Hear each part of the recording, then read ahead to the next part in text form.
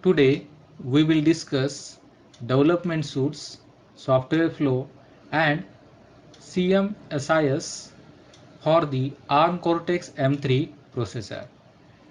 So this is the part 1 which will discuss software and interfacing related with the Cortex M3 processor. In this lecture, we will discuss only development suites, software flow and CMSIS.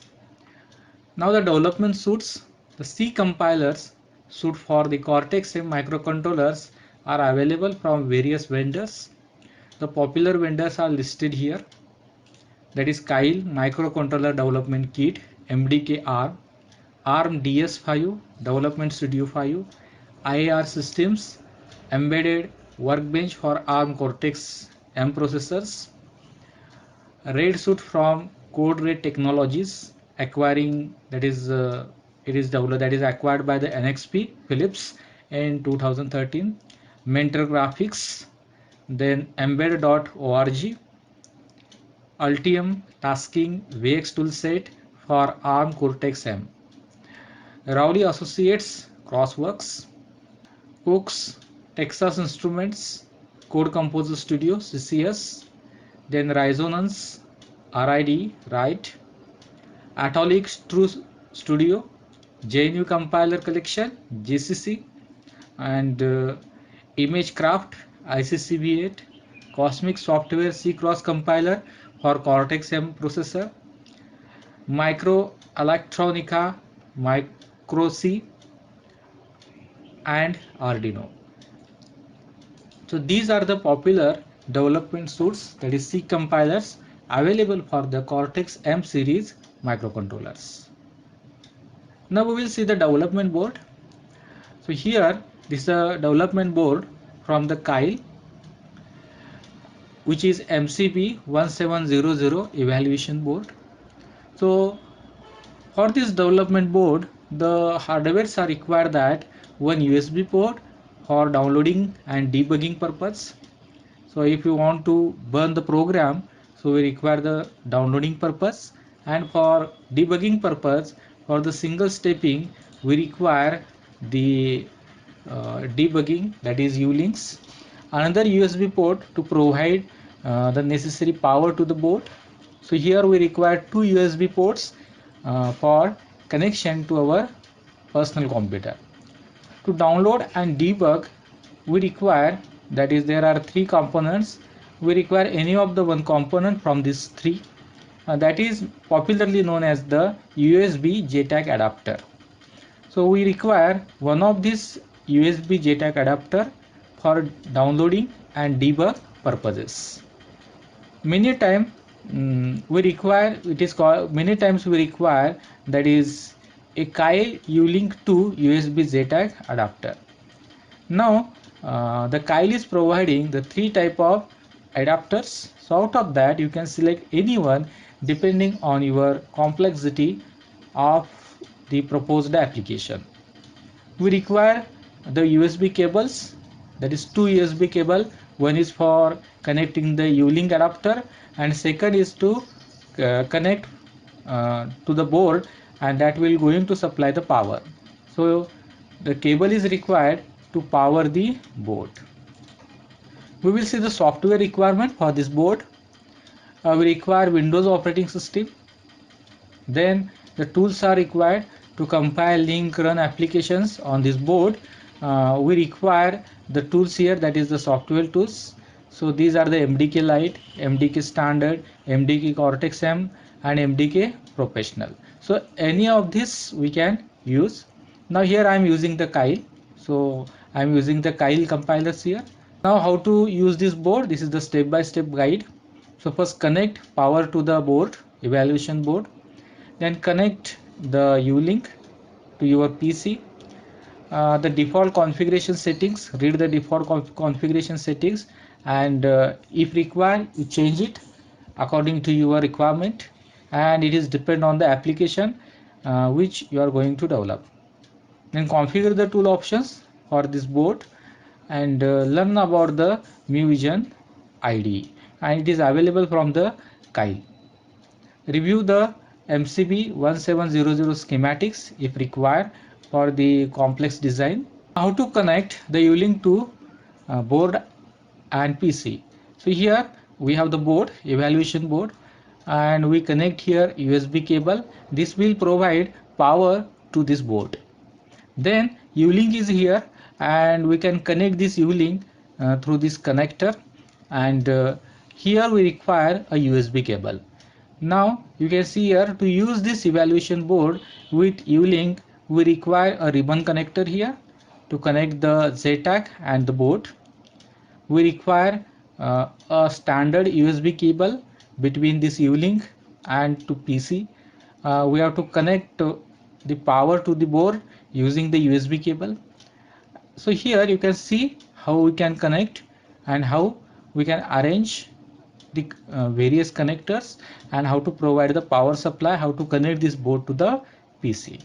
Now the things are, to connect the board properly, you remember that you have to cross check the two USB cables and also the ribbon connector. If ribbon connector is faulty, then the downloading or debugging is not possible. The communication, at all communication is not possible with this board. So here you have to first check the correctness of the USB cables. Also you have to check the ribbon connector. Now when we switch on the MCB board, now we have to do some configuration. So you go to the MU Vision, configure debugger. So for that we require go to the project, option for the target, and debug dialog. In that you will open this window. In that you select the debug and you select there the U-Link/ME Cortex debugger and click here. You have to check this radio box and go to the settings. If you click on the settings, it will provide you the important settings here, that is the serial number, then MU-Link version, device family, then firmware version. Now here you have to select port SW and you have to check this box SWJ, and you have to select the maximum clock to the 1 megahertz. Again, if you require to change the maximum clock, you can select the other clocks also, but I recommend you that you have to select 1 megahertz.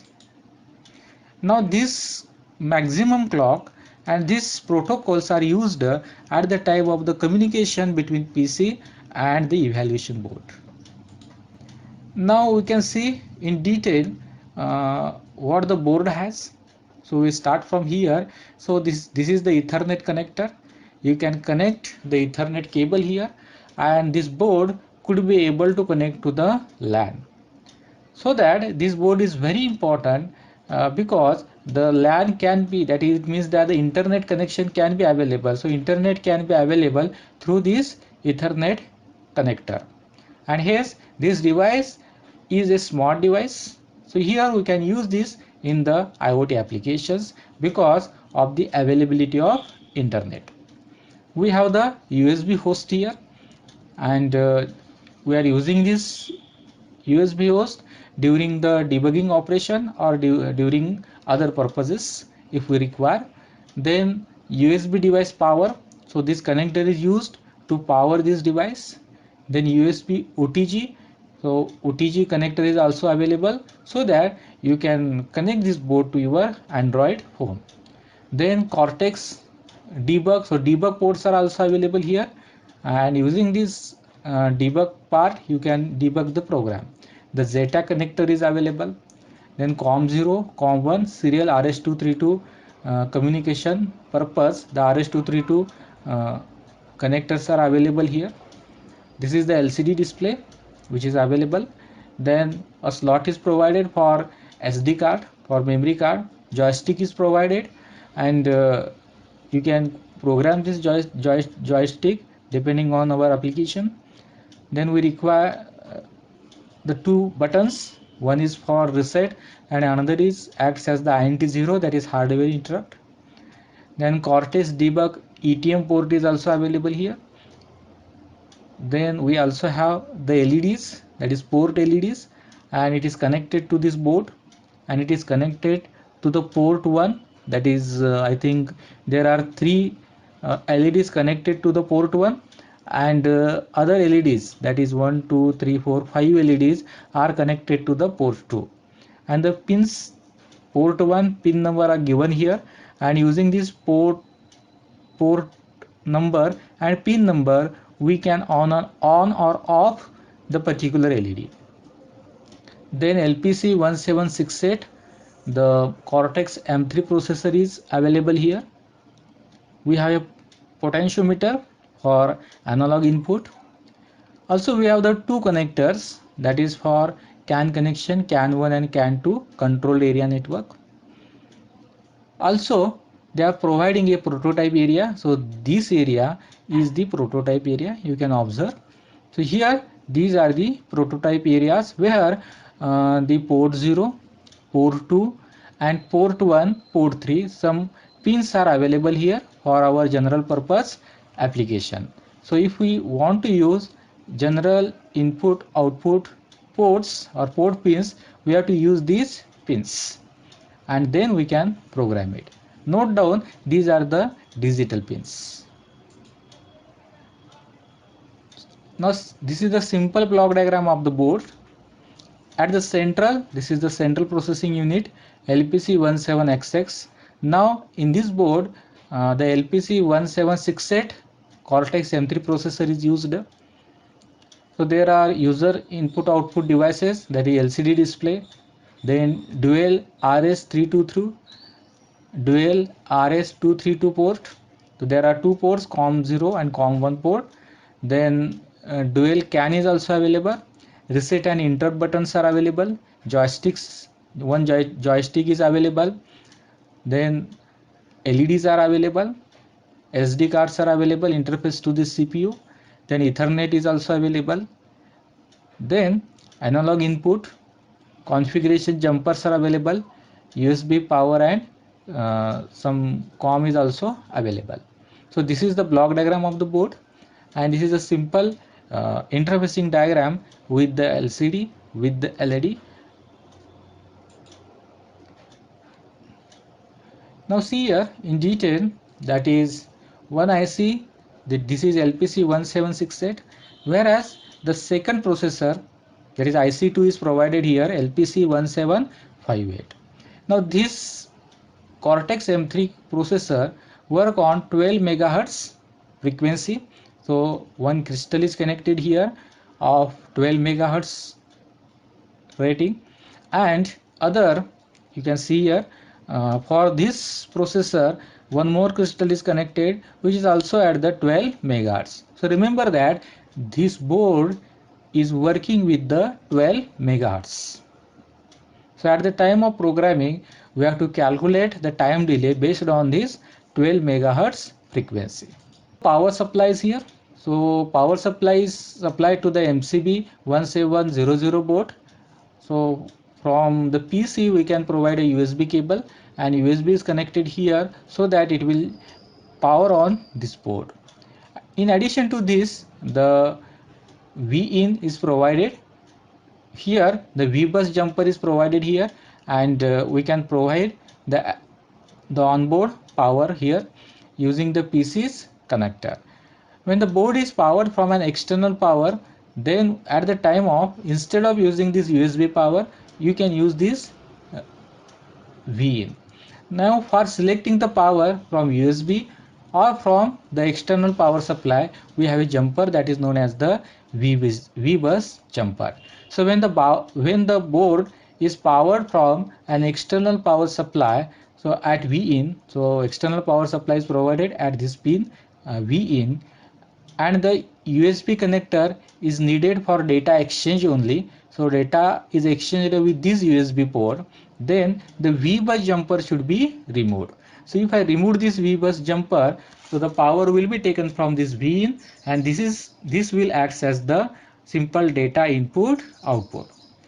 The voltage regulator ICs are provided, that is IC5, IC8, and IC7. These ICs acts as the voltage regulator. And remember one thing is that the voltage regulator, this IC7 provide 3.3 volt DC for analog use, whereas the IC8 is also providing 3.3 volt.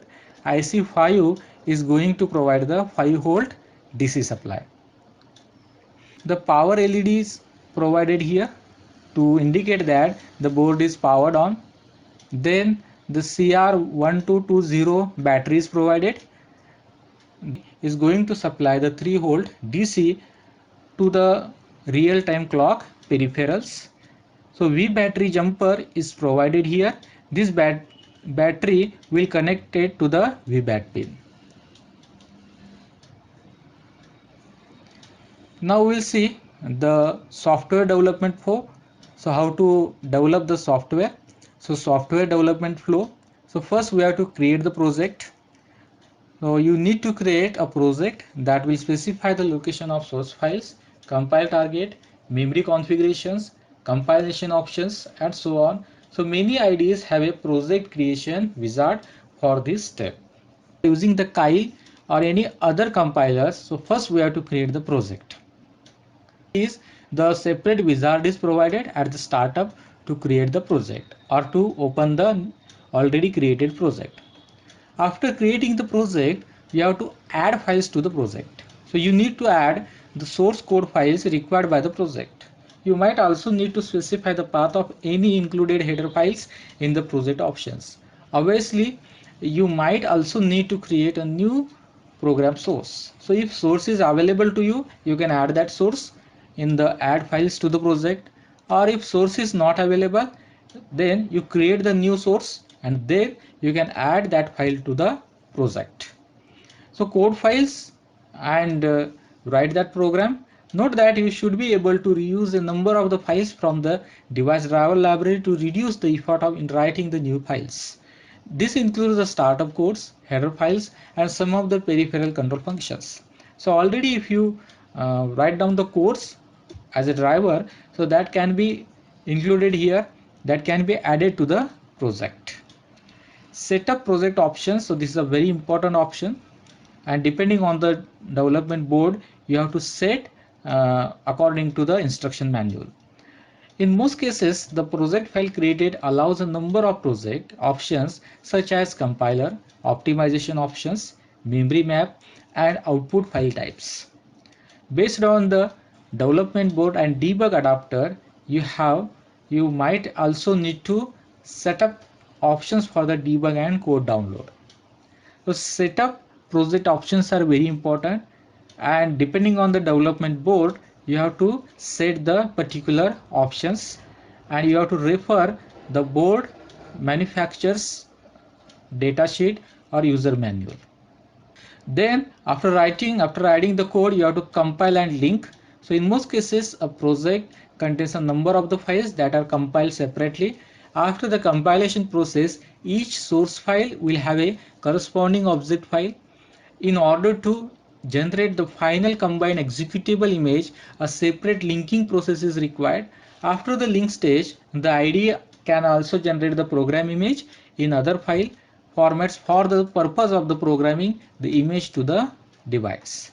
So compilation and link is very important part. So after that, it will provide a programming image. After creating the image, if there is zero error and zero warning, after that we have to flash the programming.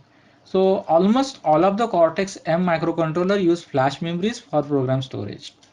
After a program image is created, we need to download the program to the flash memory of the microcontroller. To do this, you need a debug adapter if the microcontroller board you use does not have one built in.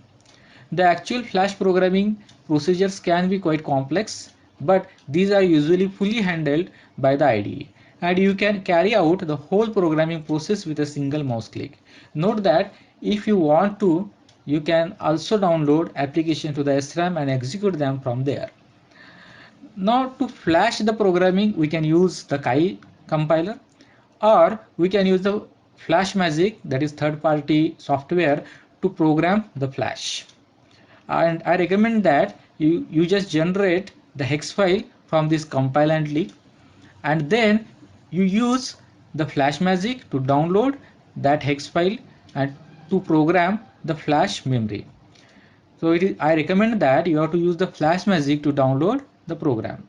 Then execute program and debug.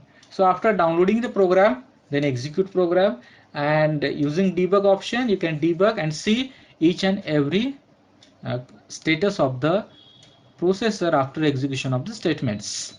So after compiled program is downloaded to the microcontroller, you can then run the program and see if it works. You can use the debug environment in the IDE to stop the processor and check the status of the system to ensure it is working properly. If it does not work correctly, you can use various debug features like single stepping to examine the program operations in detail. All these operations will require a debug adapter to link up the ID and the microcontroller being tested. If a software bug is found, then you can edit your program code, recompile and download the code to the microcontroller and test it again. A simple manner. So we have to create a project, then we have to add the files, that is application, then driver files, some middleware files, then set up the program options depending on the requirement of the board, depending on the application requirement, then compile and link. If build is successful, then you go for the flash programming. If build is not successful, again you have to check the application board and again you have to do the compilation. So when the build is successful, then and then only you can able to download that program. So if build is successful, then program to the flash and now test the program. If your testing is okay, then program is run according to our expectation, then according to our logic, then you have to stop. Otherwise again you have to go to change the application code and you have to repeat the process. Now remember here, when the program is downloaded, then you have to run the program here in the flash, and using this JTAG you can single step or debug the program, and hence here in this runtime logical error can be found here. If it is found, if the bugs are found, then you can again change this application code and remove that bug. The various tools in a development suite, that C compiler to compile C program files into object files, assembler assemble assembly code files into the object files. So assembler going to convert the assembly code files into the object files. We require a linker, a tool to join multiple object files together and define memory configuration. A flash programmer is required, a tool to program the compiled program image to the flash memory of the microcontroller. Debugger, a tool to control the operation of the microcontroller and to access internal operation information so that status of the system can be examined and the program operations can be checked. A simulator is required if required, because if real hardware is not available, then we can use the simulator. A tool to allow the program execution to be simulated without real hardware. If hardware is not available, if board is not available, you can select the simulation option from the development suite. The other utilities, that is various tools, for example file converters to convert the compiled files into the various format. Software flow, so there are 5 software flows are available. Out of that you can select any one to create the application. So and one more thing is that depending on the application you can select the software flow. If the application is very simple application, we can use pooling method for simple application processing. But the application is very much complex, then you have to use the RTOS to handle the multiple tasks. So we have the 5 software flows: pooling method for simple application process, pooling method for application with multiple devices that need processing, simple interrupt driven application, application with both pooling method and interrupt driven arrangement, using an RTOS to handle the multiple tasks. So there are 5 software flows. This is also known as the software architecture. First is the pooling method or simple application process. So if there is only simple applications, so the process is required. So first we have to start. There will be the system and peripheral initialization. After that, we check whether the process, that is peripheral, requires processing or not. If it is not required, again we are jumping at the same location. So this code will be executed here continuously. But when the peripheral requires some processing, yes, then it will be S, and then it will jump to the process request. Then the parts will be executed here, the routines will be executed for the particular peripheral, and then it will return to here. After that, it will jump to here. You can see this point, and again it will check whether the peripheral requires processing or not. So this condition will be checked continuously, and if the peripheral requires processing, then it will allow this process request and it will execute this code. Otherwise, this will be continuously executing this loop. So this is a simple pooling method, that is for simple processing. Now pooling method for the application with multiple devices that need processing. Now in the last part we have seen only one process, but if there are multiple peripherals, then we have to use the multiple conditions here. Now you can see here how we can organize the architecture here. So first we have to start, then system and peripheral initialization. Then you can see here if A peripherals require processing. If A is require processing, then you can jump here and you have to execute this software that going to request by the peripheral A. And then after executing this part, we will return to this position. You can see this position. But if peripheral A is not requesting, then it will check for the peripheral B. If peripheral B is requesting, then this part will be executed. Otherwise, this will be checked for the next condition, that is for peripheral C. If peripheral C is requiring for any resources or for processing, then this process C will be executed. Otherwise, this will jump to the start. Now you can observe here, if I assume that no peripheral, that is peripheral A, peripheral B, peripheral C, not requires processing. If all peripherals are disabled, that is they are not requiring the processing, then what will happen here?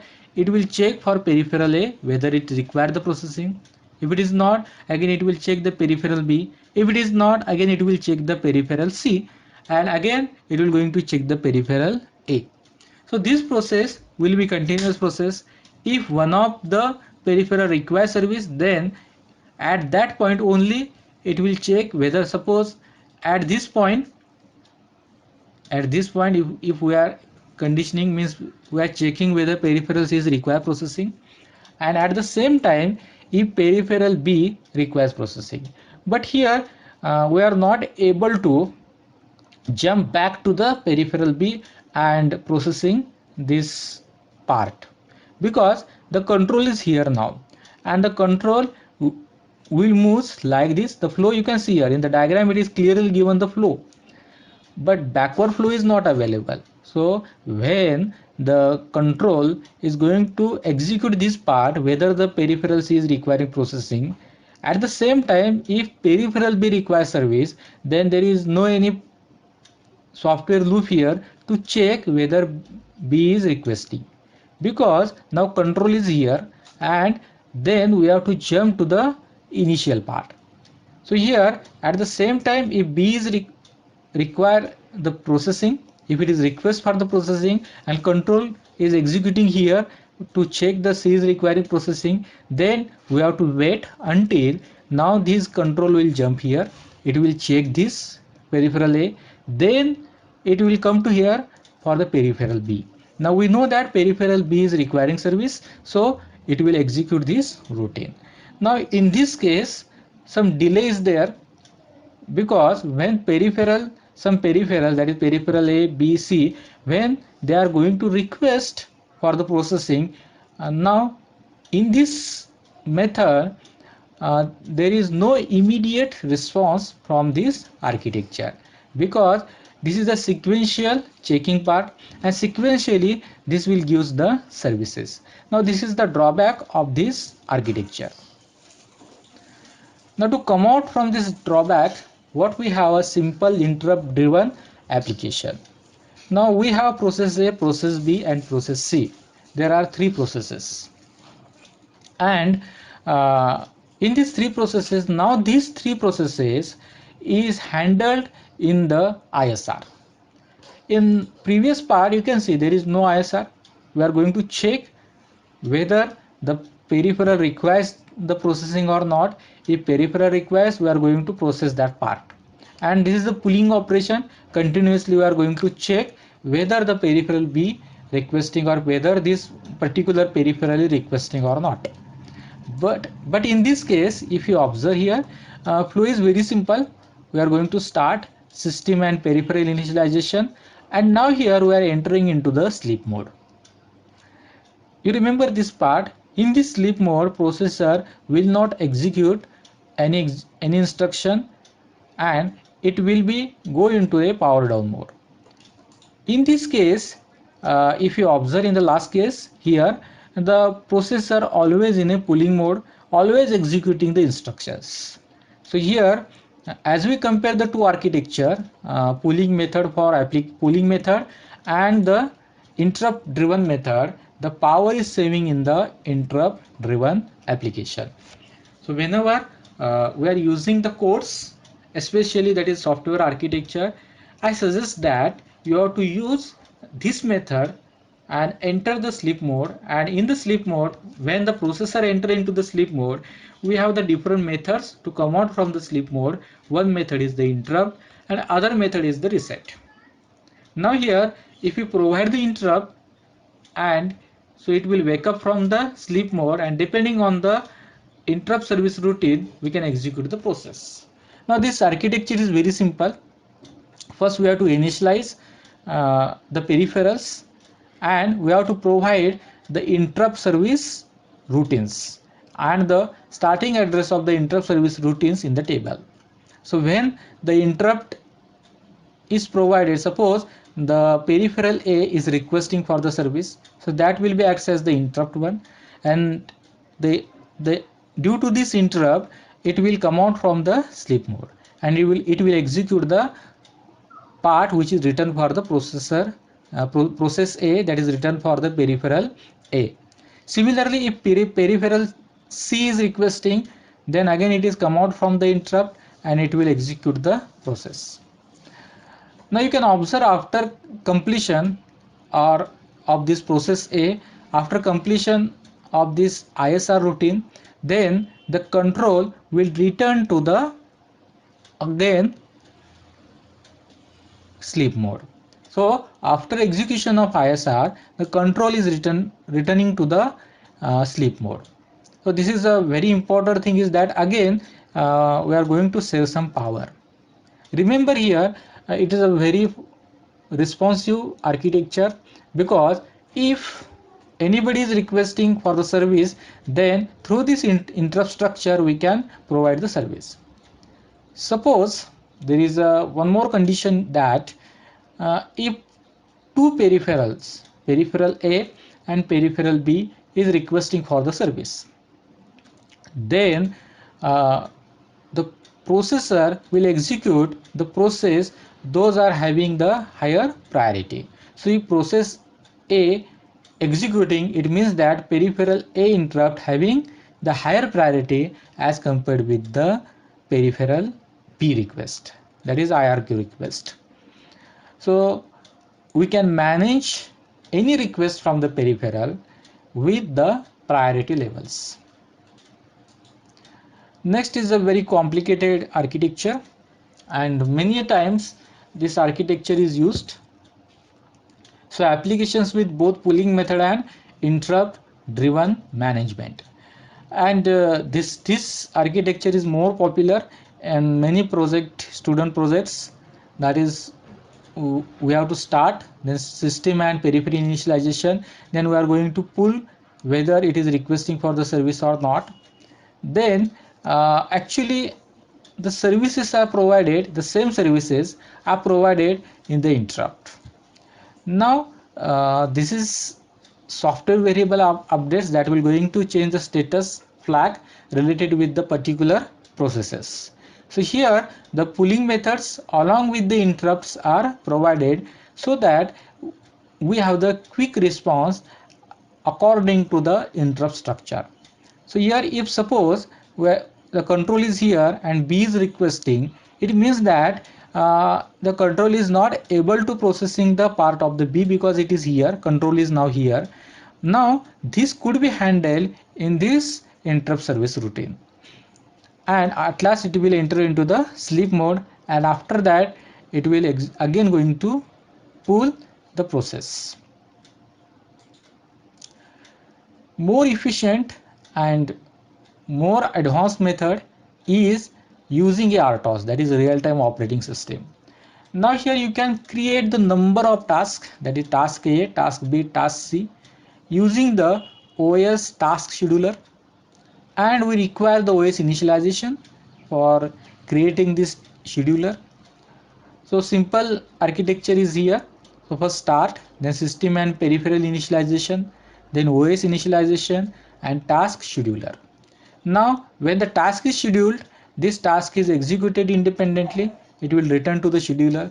Again the another task is executed, again it will return to the scheduler, and here the real-time operating system handles the multiple tasks. In many applications now the RTOS is more popular than any other architecture.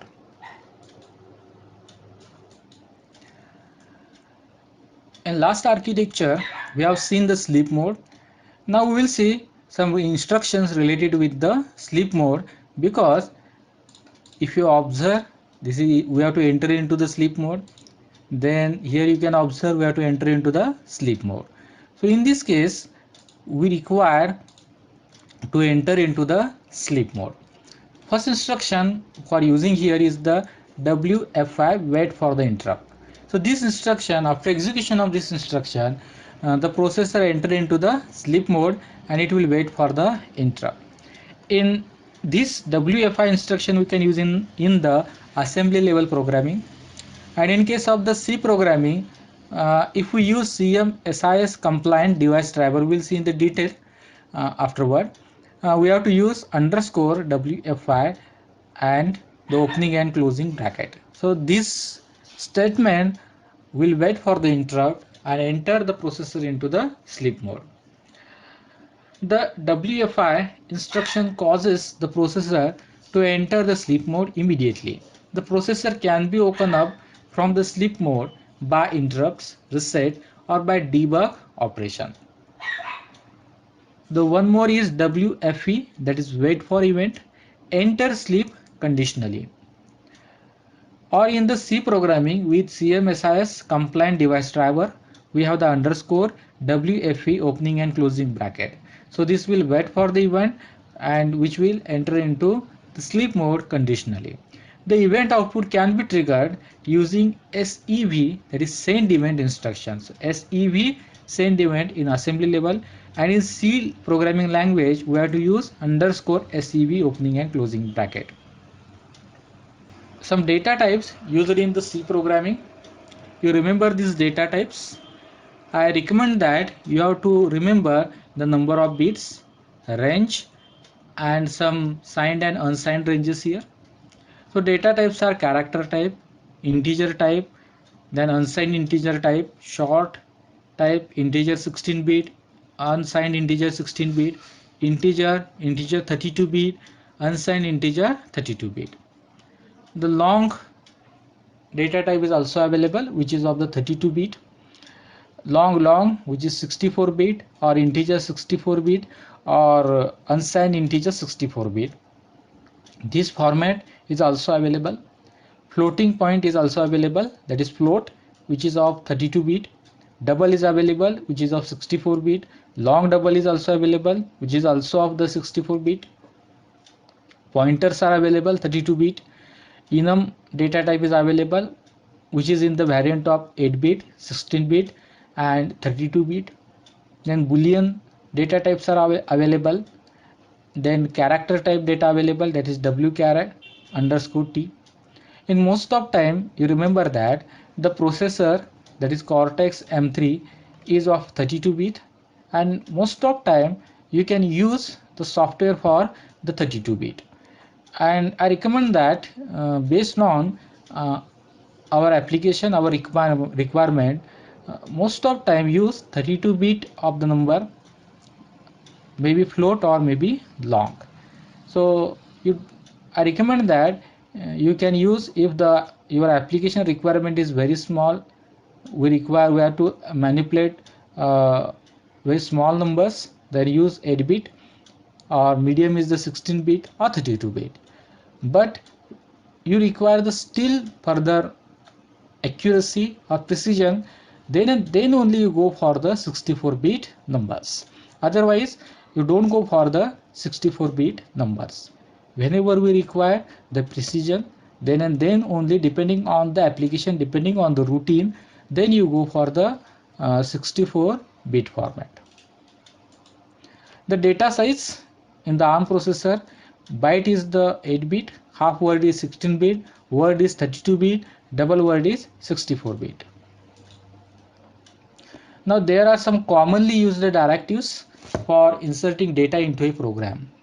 Byte is used to insert the byte. We have to use DCB. So DCB 1 to H. So this will insert a byte here. So this is JNU assembler, and this is the Kyle MDK ARM assembler. So in Kyle MDK ARM assembler, we have to use DCB to insert byte, DCW to insert half word, DCD to insert word, DCQ to insert double word, DCFS for floating point single precision, DCFD floating point double precision, DCB for the string operation. You can see how to declare the string in the compiler, DCB. Then some instructions, DCI, that is DCI, that is, it will provide the breakpoints, that is BKPT0. So this will provide the breakpoint.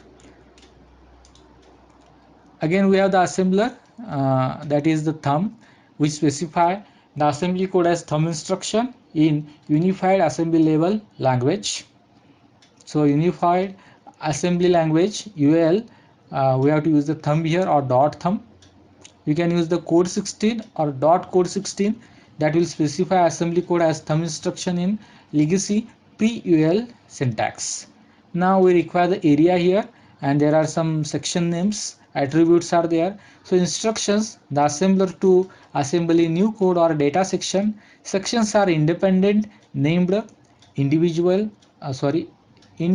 indivisible chunks of code or data that are manipulated by the linker. Instructs the assembler to assemble a new code or data section. Sections are independent, which is named indivisible chunks of code or data that are manipulated by the linker. Space directory is also provided, that is the directive space directive, which reserves the block of memory and fills it with the 0.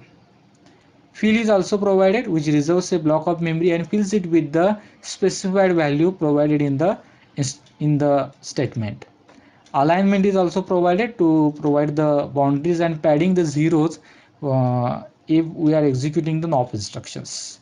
Again there is the alignment. Align, if we are execute align 8, we are specifying a number, it will create the next instruction data that is aligned to the 8-byte boundary. So usually in this ARM Cortex M3, I recommend that you align 4. So instead of 8, you write here 4 in the Cortex M3, because we require the 4 bytes. The next directive is the export. So this declare a symbol that can be used by the linker to resolve symbol references in separate object or library file. Then the import, that declare a symbol the import directive declare a symbol reference in separate object or library files that is to be resolved by the linker. Now the next LTORG, that is dot poll, which instructs the assembler to assemble the current literal pole immediately. The literal pole contains data such as constant values in case of the LDR instruction. Now we will see the important part is the CMSIS. Now this is a very important feature of CMSIS. It is known as the Cortex microcontroller software interface standard. Cortex microcontroller software interface standard, CMSIS. Actually, CMSIS was developed by the ARM to allow microcontroller and software vendors to use a software infrastructure and the instructions and some statements in the C language to develop software solutions for Cortex M series microcontrollers. So many software products for the Cortex M microcontrollers are CMSIS compliant. So remember that many of the software products that we have, that is the CMSIS compliance. We know in the today's market, if you observe the market and if you do the market survey, it is a very big ecosystem. So some of the standardization of the way the software infrastructure works become necessary to ensure software compatibility with various development tools and between different software solutions. So there are different vendors. The vendors are developing the softwares for the applications, and here there is a requirement to create a worldwide standard or simply one type of the standard in which way the software is going to return, so that in order to reduce the development time as well as to reduce the risk of having the defects in the product, the software reuse is becoming more and more common, and in that case the standard is required. So here the software interface standard is developed by the ARM.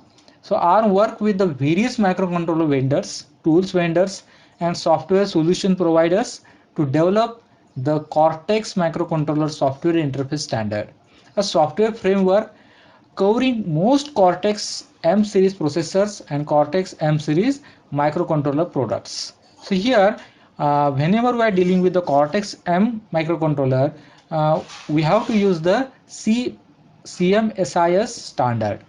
So using this software interface, we have to programming it. The features of CMSIS: enhanced software reusability. It will make very easy to reuse the software code in different Cortex M projects, reducing time to the market and verification efforts. So time to market is a very important concept, and the reuse of codes are available due to this CMSIS. So for the Cortex M processors, it will enhance the software compatibility by having a software infrastructure, and it provides the different APIs for the core access functions, system initialization, some common style for the defining peripherals. So software from the various resources can work together and reducing the risk in the integration. Now various sources are available, and here we can use that resources together, and that will going to reduce some risk. So whenever the sources are available, and we need to integrate that sources in proper manner, and then we have to use that resources, and this will done automatically with this CMSIS by using the APIs. Now it is very easy to learn, and that CMSIS allows the programmer to learn about the processor core features from the C language, and this will going to learn the programming profile or programming paradigm of the C languages. In addition to this, the Cortex M microcontroller product starting to use another Cortex M product. So here it is very much easy to transport the code which is written for one Cortex M processor, and that can be transferred to the Cortex, another Cortex M processor. Suppose one code is written for the Cortex M2 processor, so that code can be transferred to the system where the Cortex M3 processor is used. Toolchain independent. So CMSIS compliant device driver can be used with various compilation tools, providing much greater freedom. Openness. The source code for CMSIS core files can be downloaded and accessed by everyone, and everyone can develop software products with CMSIS. The features of CMSIS, we will continue with this. CMSIS core. This will going to describe the Cortex M processor support, a set of the APIs for application or middleware developers to access the features on the Cortex M processor, regardless of the microcontroller devices or tool chain used. The CMSI's DSP library, it is intended to allow the software developer to create the DSP applications on Cortex M microcontroller, and the package is available as a CMSI's DSP, and we can use that package very easily to develop the DSP related applications. CMSIS SVD. SVD stand for the system view description. So we can view the description in a XML format, file format. Uh, in this file format, a peripheral list is provided which is present in the microcontroller products. And here the debug tool vendors can then use the CMSIS files by the microcontroller vendors to construct peripheral viewers quickly. Now the CMSIS SVD is very helpful to know which peripherals implemented on the board. CMSIS RTOS. So CMSIS RTOS is an API application for embedded OS running on the Cortex M microcontrollers. This allows middleware and application code to be developed for multiple embedded OS platforms and allows better reusability and portability. CMSIS DAP. DAP stands for the debug access port, and it is a reference design for the debug interface adapter and supports USB to JTAG or some serial protocol conversion. So here it will going to support the convergence between USB to JTAG or USB to serial protocol. Actually, it is a debug access port. This allows low-cost debug adapters to be developed which work for the multiple development tool chains. The organization of CMSIS core. So core peripheral access layer.